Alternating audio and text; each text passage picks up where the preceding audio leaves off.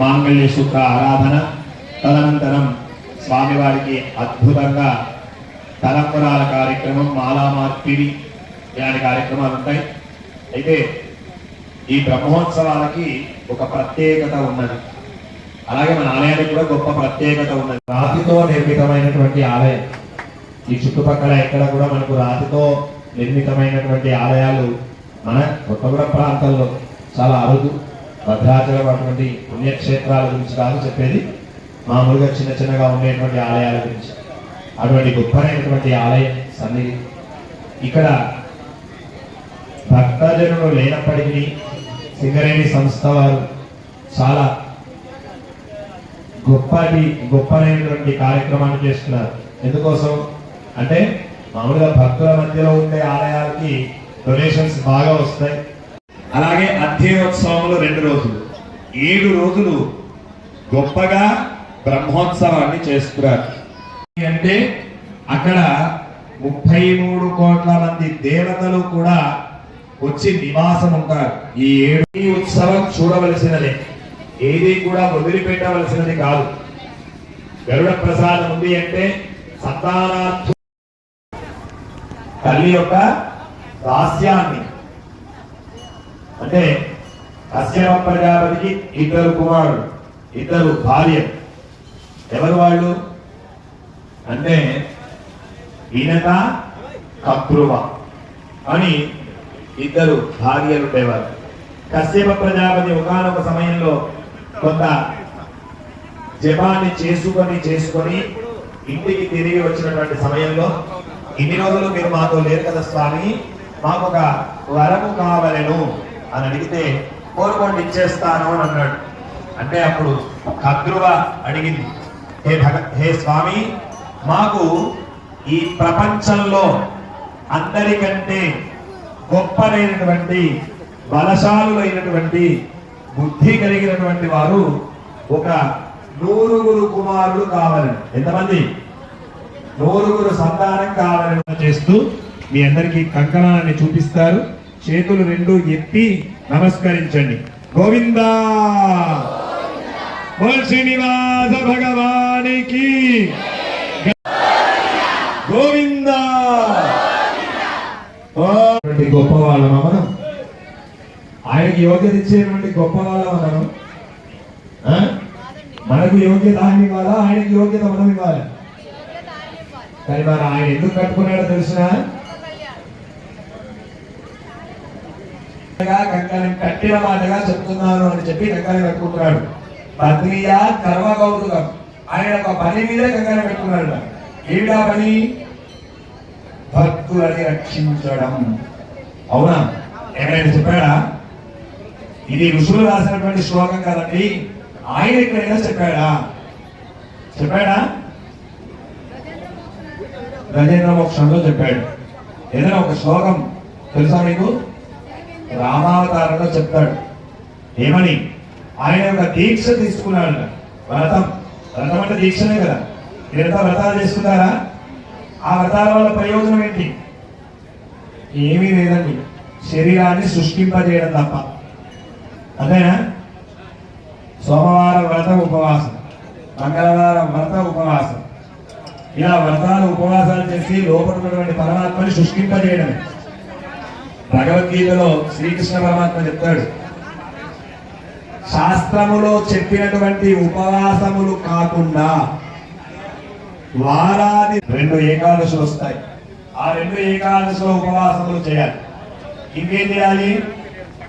శరన్నవరాత్రి, వసంత నవరాత్రి, ఏకభుక్తం అంటే ఆ 9 రోజులు 9 రాత్రులు కూడా ఒకే పూట తీసుకోవాలి.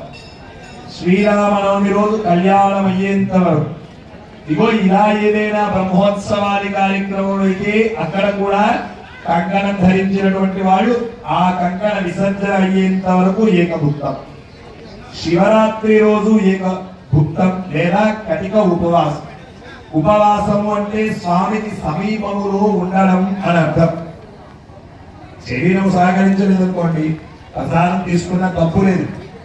కానీ ఉపవాసం ఉంటూ, అయ్యో నేను ఉపవాసం ఉన్నాను ఈరోజు, గుళ్ళో ఇంతసేపు ఉండాలా, ఇంటికి వెళ్ళి హాయిగా పడుకుంటే అయిపోద్ది అని ఇంటికి వెళ్ళి పడుకుంటే అది ఉపవాసం ఉన్నట్టు లెక్క కాదు. కొన్ని ఇంటిలో అయినా సరే భగవన్ నామస్మరణ చేస్తే తప్పులేదు. ఎవరైనా ఇంటికి రాగానే ఇవాళ వీళ్ళందరూ వస్తున్నారు ఏం తినలేదండి అని రోజుకు ఒక 10 సార్లు ఉపవాసం తినలేదు అనే మాటలు మాట్లాడితే ఉపవాసం ఉన్నట్టు.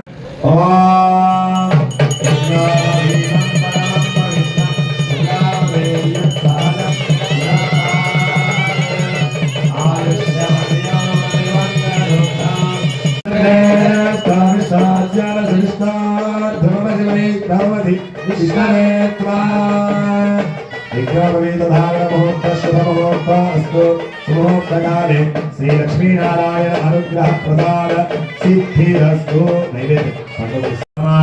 శ్రీమాంచరాత్రాగమతంత్రజ్ఞాన్ శ్రీ వైష్ణవాన్ గంధపుష్పవళతాంబూల దక్షిణాక్షరాదిభిః తోషయిత్వా విష్ణోన్నగమిత మంత్రేణాభిమంత్ర్య ప్రేషయే. మహోత్సవంలో మరి యజ్ఞోపవీత ధారణ అంటే ఏంటి? ఉపనయనం కదా. ఉపనయన వివాహ సమయంలో ఏం చేస్తారు? స్నాతకం చేస్తారు. ఏం చేస్తారు? స్నాతకం. వధువుని స్వామి కోసం, చక్కని వరుణ్ణి అమ్మ కోసం పంపిస్తారు. మనలా పంపించడానికి ఒక 4 బ్రాహ్మణోత్తములకి దక్షిణ తాంబూలాదులు ఇచ్చి, అలాగే స్వయం పాకం సద్దిమూట అంటారు కదా, అలాగా కొంత ద్రవ్యాన్ని ఇచ్చి వాళ్ళని పంపించడం జరిగింది. అయ్యా సరిపోతాయి కదా. వెళ్ళి చక్కని వధూవరులను తీసుకొని వచ్చారు. మరి వచ్చిన తర్వాత ఏం చేయాలి? పెళ్లి చేయొచ్చా? పెళ్లి చేయొచ్చా? పెళ్లి చేయాలంటే ఏం చేయాలి? మీరందరూ కూడా చెప్పడం ఒక మాట. అటు గట్టిగా మీరు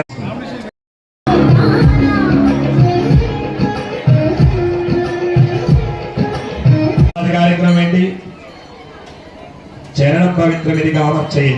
ఒక పోక చెక్కని గోవుగా పూజించి ఆ గోవుని చక్కగా ఏ భగవన్ నీ యొక్క కళ్యాణ వైభవం ఈ యొక్క ప్రపంచమంతా వెళ్ళాలి అని చెప్పి ఆ గోవుని వదిలేయడం జరుగుతూ ఉంటుంది.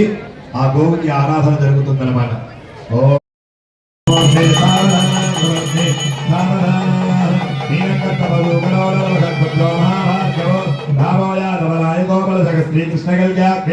లోకానాం పరిపాలనాయ జనితో దేవో జగద్రక్షకః పాయాన్నో భగవాన్ పురాణపురుక్రియాత్రామంగళం సావధానమూర్తే సావధానమూర్తే సావధాన వేదవ్యాసవరాసరోజుగమణి ప్రహ్లాదరుక్మాంగళో పాయాన్నో భగవాన్ పురాణపురుక్రియాత్రామంగళం సావధానమస్కుర్యుః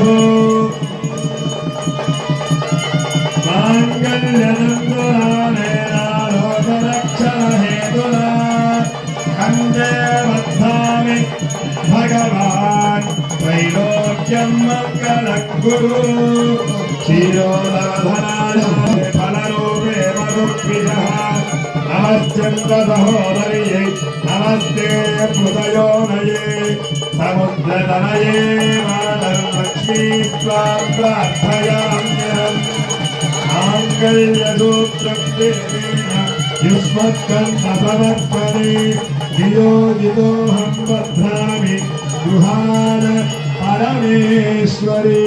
గోవింద గోవింద. మంగళవాయిద్యం ఆపండి, మంగళవాయిద్యం ఆపండి. మనం కూడా మన మనస్సులో ఉన్నటువంటి ఆ ఆత్మ పరమాత్మలకి, పరమాత్మ తన యొక్క అమృత కటాక్షం అనేటువంటి గొప్పనైనటువంటి సూత్రాన్ని మనకు ధరింపచేసి తనతో మనల్ని కలుపుకున్నట్లుగా భావన చేయండి. ఒకసారి భావన చేసి ఇప్పుడు మన చివరి ఘట్టమైనటువంటి చివరిలోకి వచ్చాం. కళ్యాణ మహోత్సవంలో తలం